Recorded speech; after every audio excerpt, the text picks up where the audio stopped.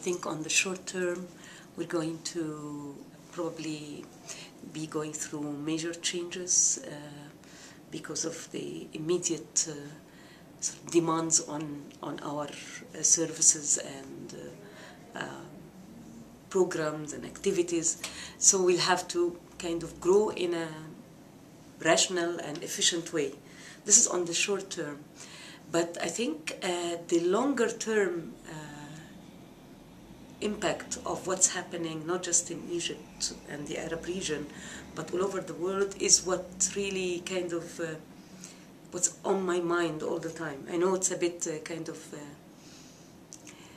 it doesn't make a lot of sense to think about it when we have things we have to deliver tomorrow and the day after tomorrow, because we need to get on with our business and we need to be efficient and we need to handle funding and we need to provide services and programs and have open theaters, etc., etc. But I think what's happening in the world is much bigger than that. It goes beyond being efficient. It goes beyond being even able to adapt to change. I think we have to really think about the substance of this change. What we see now in the world is this massive protest movement that's happening in a number of countries, and these countries do not have much in common.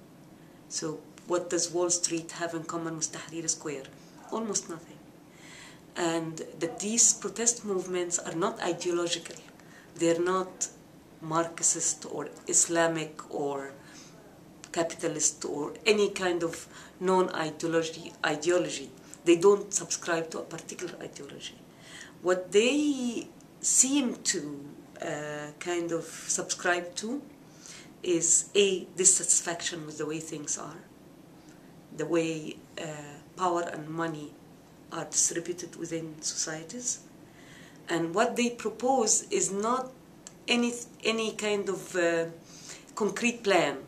But what they propose is that they don't want the power structures to continue, the old power structures to continue. So if we think about this and think about arts organizations as we know them today, what are they?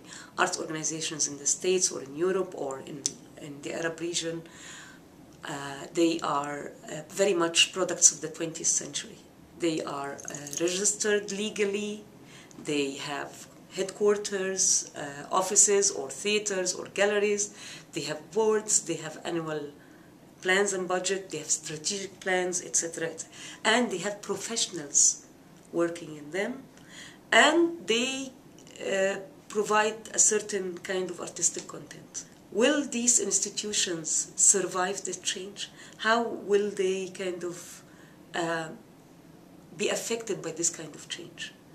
If this protest movement is in essence anti-institutional, will it affect arts institutions, and in what way? Some of these movements are producing organizations in the linguistic sense of the word, that are not legally registered, do not have any kind of physical headquarters, yet that are producing art and distributing this art much more widely than we can. So what do we make out of this? How do we change or not change? Are we going to be completely obsolete in like 20 years' time, 15 years' time? Or can we find ways to interact with this somehow? This is the question that's on my mind, and I don't have an answer. But I think we should really worry about it.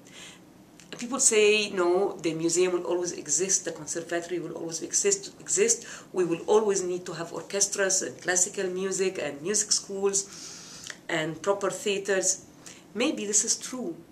But from what I see, that there is this community, growing community of young people everywhere who are not interested in conservatories or music schools or museums or proper theaters, and yet they care about art and they produce art. So I don't know what to make of this, but being in Egypt now, we haven't had enough time to really develop our institutional infrastructure like in the States. So we've just starting to grapple with the idea of having an effective board and sort of to be accountable, to have viable governance structures, etc. But now, as we are starting to do all this, we are faced with this fact that maybe all this is not as meaningful as it used to be before. And maybe we need to find a more meaningful way to organize. So this is what's on my mind right now.